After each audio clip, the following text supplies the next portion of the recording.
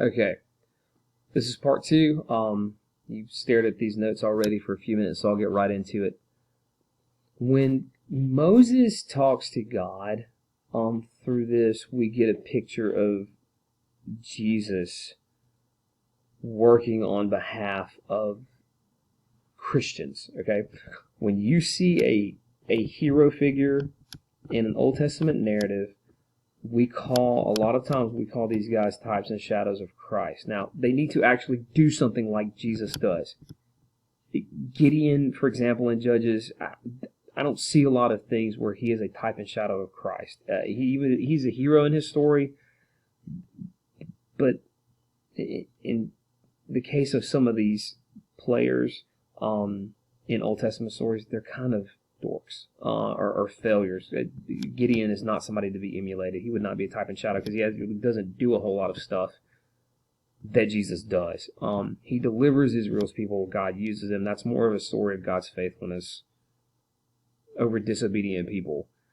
Moses, though, many cases are made. Actually, a massive case is made in Acts 7 by the evangelist Stephen. Moses is definitely considered a type of Christ, a deliverer of God's people in the Old Testament. So, the whole idea of a type and shadow of Christ is that God was doing things through people in the Old Testament that pointed to what Jesus would ultimately do for believers for all time. There's another way to look at it. It's like Jewish believers, especially in the New Testament, could look back at these stories, see the similarities between, say, what Moses did and what Jesus did, and say, oh, hey, Jesus Christ, Jesus, Son of God of Nazareth, he is the promised Messiah. That is the exact point that Stephen was making in Acts chapter 7. The whole sermon is about how Moses gives us a picture of who Jesus is. There's a couple of things that Moses does in this conversation in Exodus 33 and 34 that shows us our relationship with Jesus. First of all, Moses is a mediator. Moses is, at this point, he is a go-between. He's the guy who represents Israel to God and resolves the conflict between God and Israel. Jesus Christ is the Christian's mediator. Colossians 1:21 talks about the fact that before we are saved, we have hostility towards God. That's one of the most pointed verses in Scripture that talks about our hearts before salvation. We didn't like God. We weren't good people. We weren't nice, innocent folks who were just with hurts, habits, and hang-ups. We had put ourselves in enmity with God. Romans 5:8 talks about that. 1 Timothy 2:5 talks about there's one God and there's one mediator, and that mediator is Jesus Christ. So Jesus is the go-between who resolves the conflict between us and God. In this case, he resolves the conflict by satisfying God's justice, by punishing sin by pouring his wrath towards sin onto Christ on the cross. Romans 3 talks about that. Moses is also an intercessor. He is somebody who acts and speaks on behalf of someone else. So, as a mediator, he resolves conflict, but as an intercessor, he speaks to God on behalf of Israel's need. Israel needed God to go with him. Moses was saying that, hey, we need you. So in this case, we look at Christians have the Holy Spirit as our intercessor. Romans 8:26-27 talks about, and I'm going to paraphrase this verse here, but when we have needs in our hearts and we can't express them with words, the Holy Spirit actually communicates those to God on our behalf. And it could be any kind of spiritual need where we're praying for God for one thing, we can't quite get our minds around it. The Holy Spirit is in the hearts of the believer, God the Spirit, speaking to God the Father on our behalf. So the Holy Spirit is our intercessor. And this is really interesting. Because of Moses' goodness, Israel would be blessed. Israel was repentant, sure. But Israel still deserved exactly what they got. Israel still could rightfully suffer the consequences of their sin. And God didn't owe them anything. But God remarks that because of Moses' goodness, Israel would be blessed. So there's Moses being that mediator again. And God is satisfied in Moses' righteousness in this case and blesses the people through that. Another kind of type and shadow of Christ.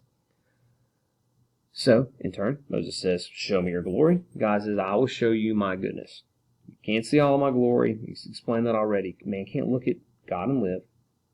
But God promises Moses that Moses can see his goodness. We're going to get to that in a second.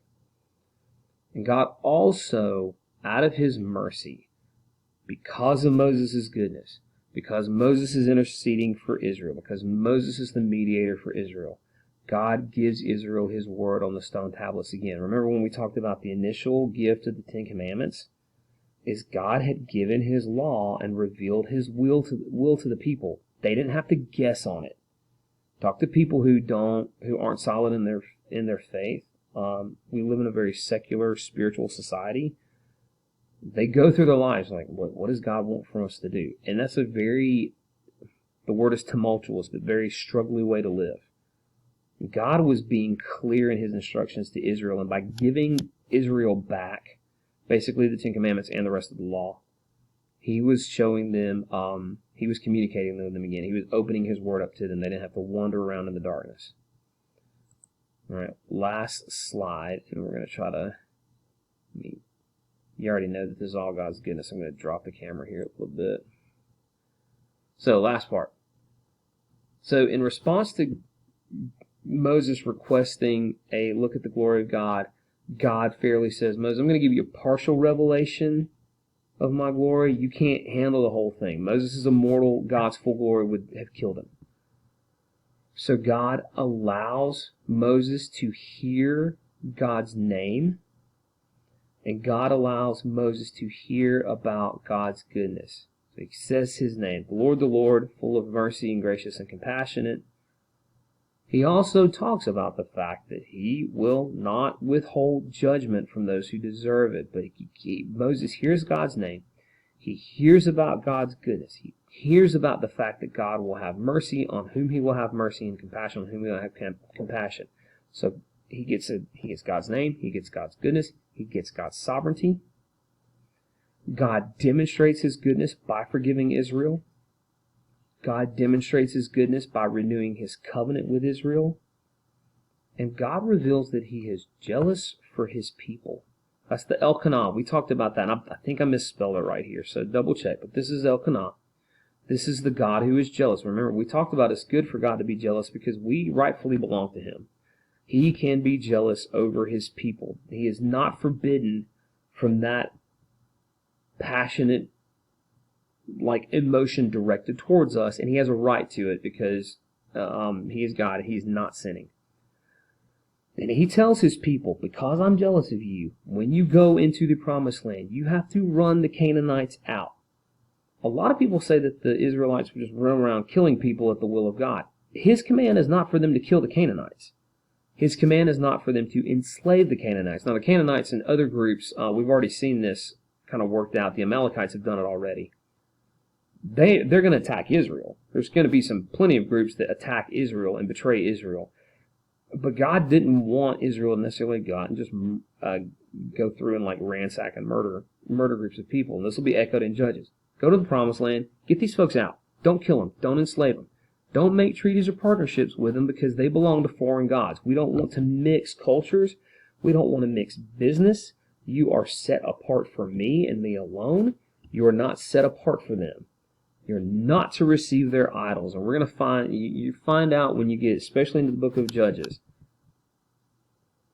Israel disobeys command number 1 here, and you get 21 chapters of suffering for 400 years. It is just one problem after another piled up on itself.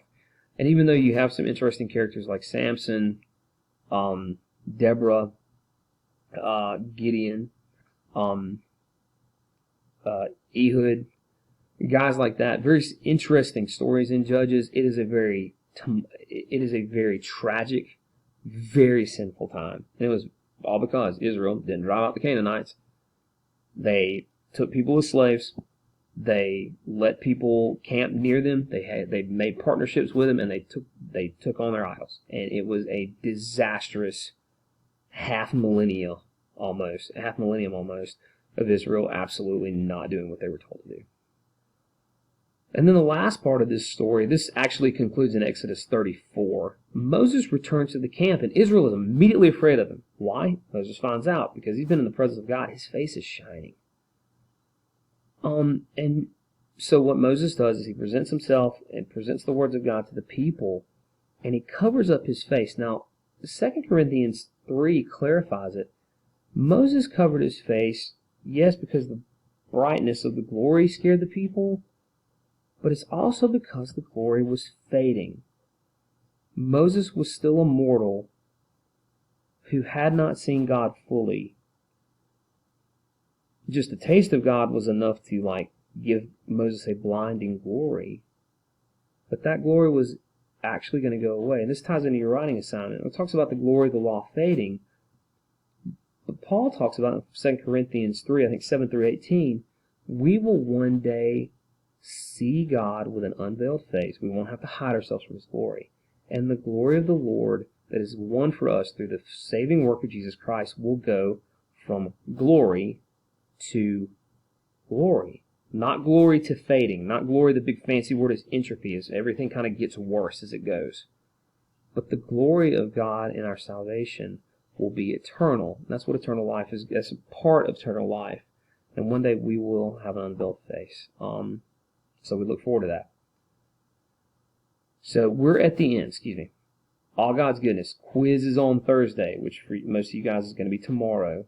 Make sure you have these notes where you can get to them. You can use your notes. You do not want to have to watch 25 minutes of me lecturing through these on while you're trying to take a test. So if you need to turn the sound off and just fast forward through these, get these copied, get them down, get them in your books, especially when you write something, you remember it better. Good luck. I'll send you your test on RenWeb. Email me or talk to me if you have any questions. And these are the notes again. But stay in touch. Check your lesson plans. I know some of you guys haven't done that yet, so you need to check in with me. All right, good luck. See y'all soon.